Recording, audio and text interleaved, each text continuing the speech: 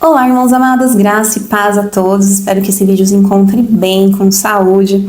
E, irmãos, hoje eu vim aqui falar de um assunto que eu tenho visto muitas dúvidas nos comentários, onde os nossos irmãos defendem linhas de pensamento a respeito de qual momento vai acontecer o arrebatamento.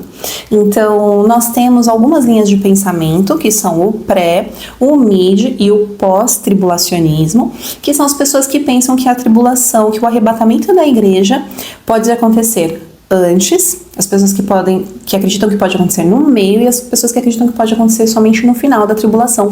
Existem essas três linhas de pensamento e eu trouxe esse vídeo aqui com irmãos muito queridos, que são o pastor Lamartine, o pastor Rodrigo Silva e o pastor Eliseu, dos Gideões.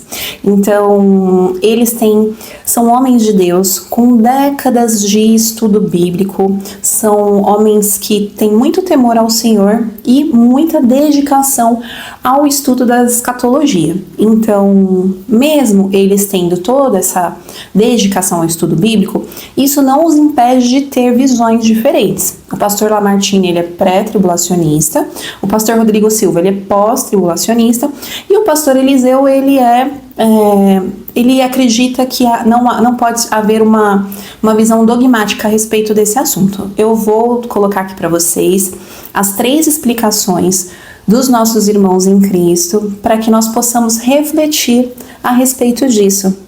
Irmãos, na verdade, o dia e a hora, somente o nosso Pai que sabe.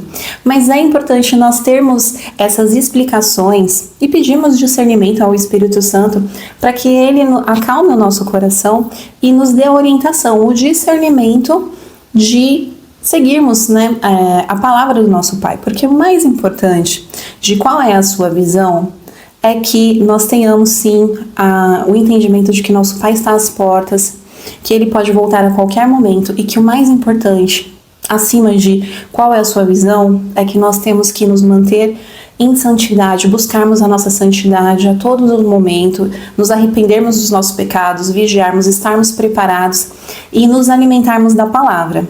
E por isso tem queimado muito forte no meu coração um estudo bíblico que eu vou começar a fazer. Um plano de 365 dias. Eu já tô com a minha querida Nova Almeida atualizada aqui. Ele tem um plano de estudos e no dia 1º de novembro eu vou começar a fazer um estudo bíblico. E nesse estudo bíblico, que vai durar um ano, eu vou fazer um convite muito especial para vocês, para que vocês, meus irmãos em Cristo, sigam nesse propósito comigo. Então, todo dia, 7 horas da manhã, por 365 dias, eu vou colocar aqui a minha leitura bíblica, para que no dia 1º de novembro de 2025, nós tenhamos nos alimentado da palavra de Gênesis a Apocalipse. Então, fica aqui o meu convite. Eu espero do fundo do meu coração que você participe comigo desse projeto, que nós possamos ter a orientação do Espírito Santo para ter o entendimento da palavra na realização desse estudo. Amados, o conteúdo que vocês já estão acostumados no canal se manterá o mesmo. Então, 7 horas da manhã, eu vou disponibilizar o meu estudo bíblico do dia, que serão 365 dias, e à tarde nós continuamos nos alimentando com os conteúdos que eu trago aqui dos irmãos, do que os nossos irmãos estão trazendo para nós ao redor do mundo, através das traduções, através dos acontecimentos bíblicos, dos acontecimentos que estão relacionados aos acontecimentos bíblicos, a visão do que está acontecendo à luz da Bíblia. Então, o conteúdo do nosso canal continua exatamente o mesmo, mas está queimando muito forte no meu coração realizar esse estudo aqui no canal, nosso estudo bíblico de 365 dias. Eu vou usar para esse estudo a Nova Almeida atualizada como Bíblia principal, eu tenho também outras referências, mas o Espírito Santo vai nos direcionar, eu creio que ele vai nos direcionar durante toda essa leitura. Então fica aqui o meu convite para vocês, dia 1º de novembro de 2024, nós iremos iniciar, para o dia 1º de novembro de 2025, termos realizado toda a leitura bíblica, a palavra do nosso Pai amado. Tá bom, meus amados? E sobre a minha visão, a respeito do arrebatamento.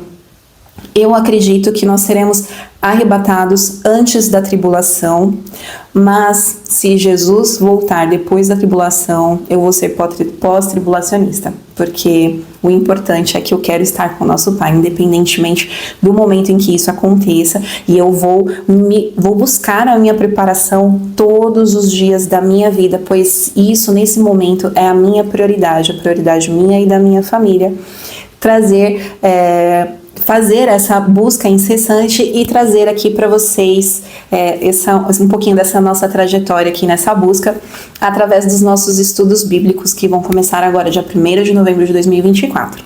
Tá bom, meus amados? Eu vou deixar agora vocês com as explicações dos nossos queridos irmãos em Cristo, o pastor Lamartine, pré-tribulacionista, o pastor Rodrigo Silva, pós-tribulacionista, e o pastor Eliseu, dos Gideões, a respeito da visão que eles têm sobre o arrebatamento. Amém? Vamos explicar para quem não sabe o que seria o arrebatamento. Arrebatamento é que quando tocar a última trombeta... A sétima? Não tem nada a ver com a trombeta do Apocalipse. Não? Ah, tá. Não. Já tô confundindo. Não.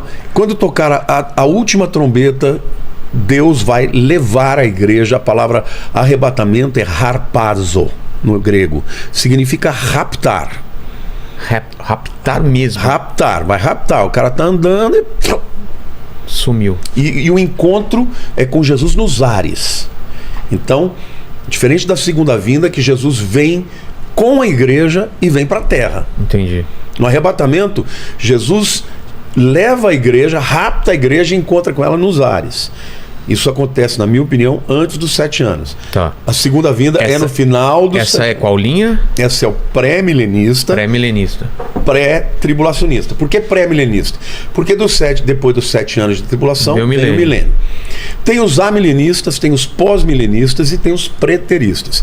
O que são os preteristas? Os preteristas acreditam que todo o Apocalipse aconteceu até o ano 70. Cara, mas eles têm que fazer um malabarismo teológico tremendo. Quem é o anticristo? Nero. Mas Nero nunca fez marca. Da besta. Nunca marcou ninguém. Não teve marca da besta. Nero nunca teve um sacerdote para ser um falso profeta. No final dos 7 anos da tribulação, Jesus vem. O preterista diz que Jesus veio, sabe aonde? Onde? Na igreja, está reinando na igreja. Ah. Pô, mas a Bíblia diz que Satanás está preso. Eu pergunto para você, parece que ele está preso? Não parece. Ah, dá licença, essa teoria é muito fraca. Então, os preteristas, eles acham que não vai ter arrebatamento quando a Bíblia diz em 1 Tessalonicenses capítulo 4 que a igreja vai ser arrebatada. 1 Tessalonicenses 4, 16 e 17 é claro. Primeiro os mortos em Cristo serão ressuscitados, depois nós, os que estivermos vivos, seremos juntamente com eles arrebatados, juntamente com o Senhor nas nuvens.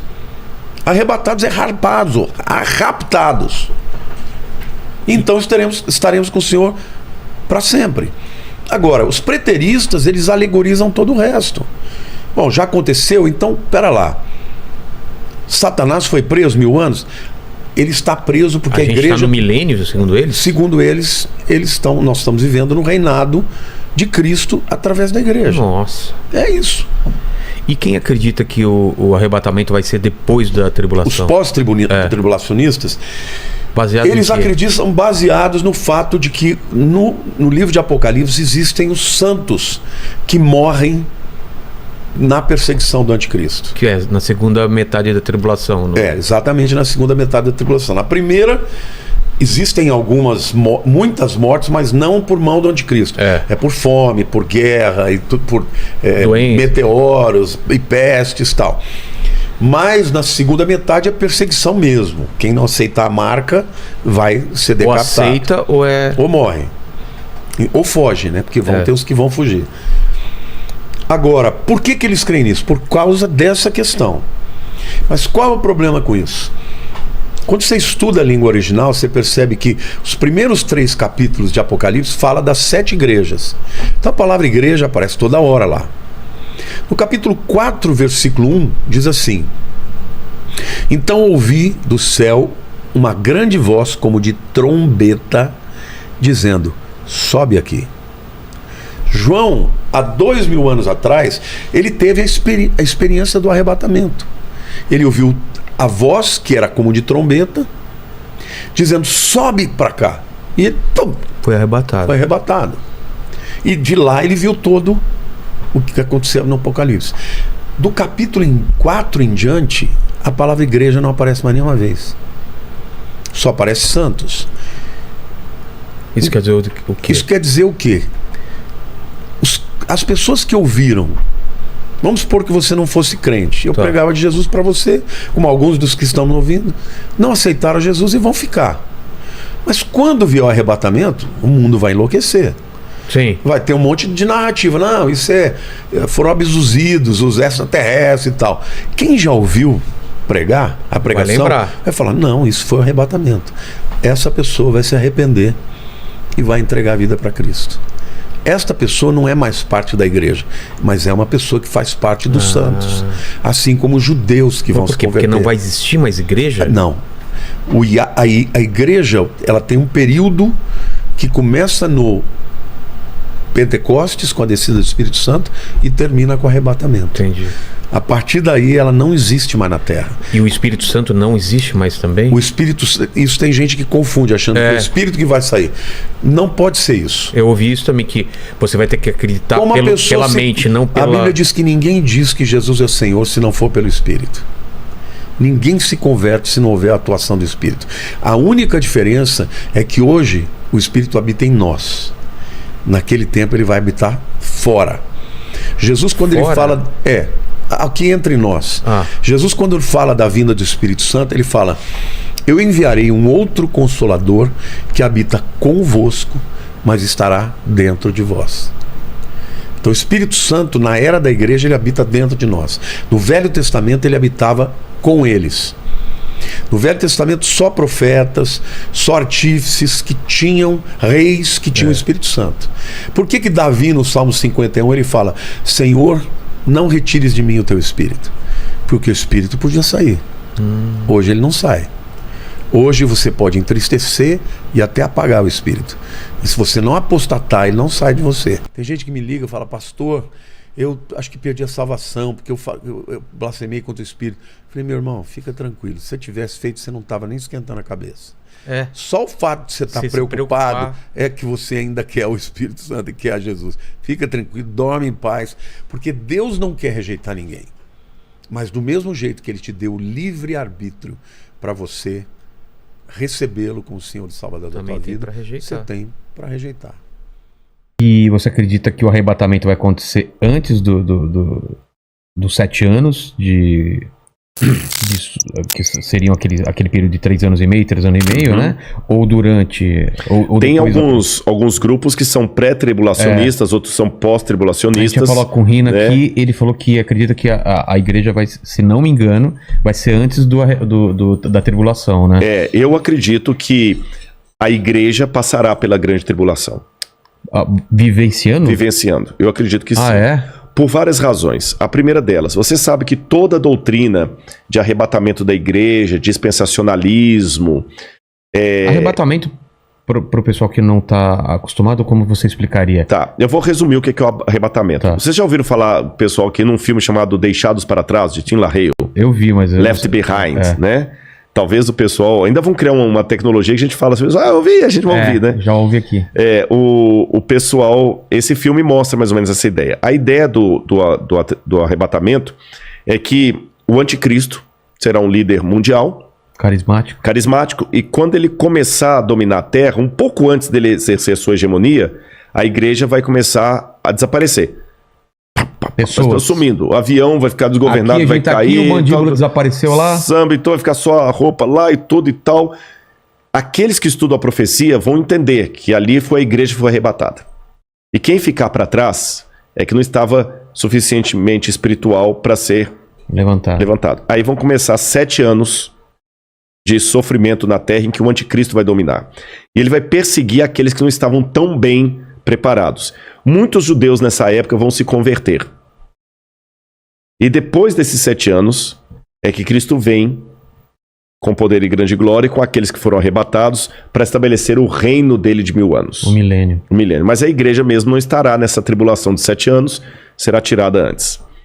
Isso é o que diz a doutrina chamada doutrina do arrebatamento secreto ou dispensacionalismo. Eu, Rodrigo, particularmente, eu não sou adepto a essa visão de fim de mundo. Por quais razões? Vou tentar resumir aqui para não ser muito prolixo, que o nosso horário até já está bem avançado. E daqui a pouco eu tenho que pegar a estrada para ir... Caramba! Mas nós já vamos terminando aqui. Essa doutrina do dispensacionalismo, ela só passou a existir, sabe por quê? Houve um padre que ele, dominicano, Francisco Rivera. Esse padre Francisco Rivera, ele via que os protestantes entendiam que o anticristo era o domínio católico sobre a cristandade. Então esse padre, para tirar os olhos do papado, ele criou 2 coisas. Deu uma ênfase a uma ideia preterista, que o anticristo era Nero, e que a volta de Jesus será o seguinte, que o anticristo é alguém que vai surgir ateu no futuro, e que a igreja não estaria aqui. Aí, a ideia desse padre passou para um homem chamado Darby, um pregador. Isso eu estou falando já no começo do século XX. Darby começou a pregar aquilo, começou a empolgar, começou a dar mais ênfase, sistematizou tudo isso que eu estou falando. Aí veio, depois de Darby, veio Scofield, e criou a Bíblia Anotada de Scofield, que se tornou a Bíblia de todos os protestantes. E na Bíblia de Scofield estava essa doutrina que ele aprendeu de Darby. E depois de Scofield, outros pregadores renomados começaram a propagar a ideia do dispensacionalismo, especialmente o Tim LaHaye, que ficou muito famoso. E isso hoje emplacou, especialmente no mundo evangélico, como sendo a visão de fim de mundo. Só que se você olhar atrás da história do cristianismo, o dispensacionalismo, com o arrebatamento da igreja, 7 anos de tribulação, tudo mais, não fazia parte nem dos ensinos de Lutero, nem de Calvino, nem de Zwinglio, nem de John Wesley, dos metodistas, nem dos cátaros, nem dos albingenses, nem nenhum dos que viveram a história do cristianismo. Dos protestantes, nem os cátaros, como eu falei, nem os valdenses, nenhum deles ensinaram isso. Nem a igreja católica ensinou isso. Se você for recuando mais, nem os pais da igreja ensinaram isso. Então, se fosse uma doutrina verdadeira, a gente tinha que admitir que é uma doutrina que ficou por 2000 anos. Vigente? Não, nem vigente. Inesquecida. Ignorada. Ignorada. Porque em 2000 anos de cristianismo... Você falando dessa visão que foram os romanos Não, nessa visão do anticristo como sendo alguém que vai vir os 7 anos, a igreja arrebatada antes. Essa visão. 2000 anos, essa visão ficou completamente desconhecida do cristianismo. E veio à tona... Não tem nenhum autor cristão que fala dela. Começou com Francisco Rivera, padre, e depois Darby e Hal Lindsey também, que vai vir depois de Hal Lindsey com Tim LaHaye, que vão propagar isso aí. E espalhou no mundo gospel. Mas, biblicamente, eu tenho dificuldade de aceitá-la por algumas razões. Em primeiro lugar, a volta de Jesus na Bíblia é descrita, e quando eu falo eu acredito assim, eu estou falando Lutero, Zwinglio, Calvino, todo esse pessoal aí, né? Ela será com poder e grande glória. Todo olho o verá. Até aqueles que o traspassaram. A Bíblia não fala de um arrebatamento secreto. Não fala. Em momento... mas como é que Rodrigo lá em Tessalonicenses fala? Seremos arrebatados no abrir e fechar de olhos. A palavra arrebatados ali significa tirado de um lugar e levado para outro. Não fala em arrebatamento secreto. Jesus fala, porque assim como o relâmpago que sai do Oriente e se mostra até no Ocidente, assim há de ser a vinda do Filho do Homem. Então não é uma coisa secreta. Com essas coisas em mente, outro detalhe, o Apocalipse fala que Deus guardará o povo dele na provação que há de vir. Algumas traduções falam da aprovação.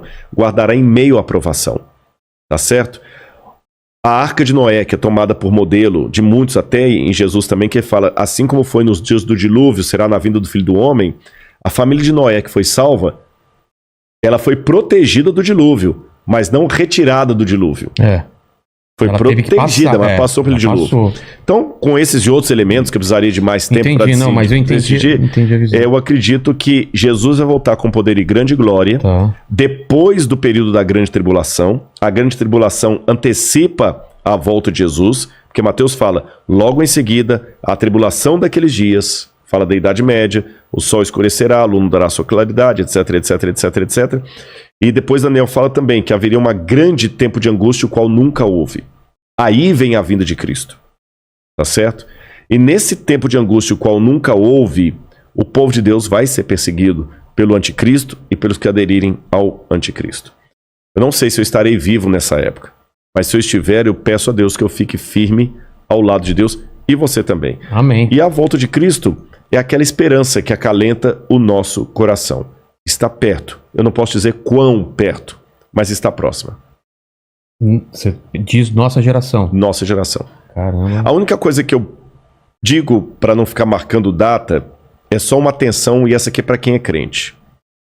Às vezes Deus tem profeticamente o tempo de cumprir uma coisa, mas por causa da rebeldia do povo dele, a promessa se estende e atrasa. Vou dar um exemplo. Quando o povo de Israel saiu do Egito, era para ficar 40 anos? Não era para ficar 40 anos. Ah, entendi. Então, se você tivesse conversando comigo na época que as pragas estivessem caindo no Egito e estivesse fazendo esse podcast, e aí? Lá em Mênfis, exatamente, e me perguntaram assim, Rodrigo, na sua opinião, a libertação do povo hebreu está próxima? Eu falo assim, olha, pelo que eu estou vendo dos indícios, o rio Nilo se tornando em sangue, os animais morrendo, está muito próxima a libertação do povo de Deus. E de fato estava, tanto é que na Páscoa eles saíram. Só que eles saíram do Egito, mas o Egito não saiu deles. Resultado, ficaram 40 anos morgando no deserto.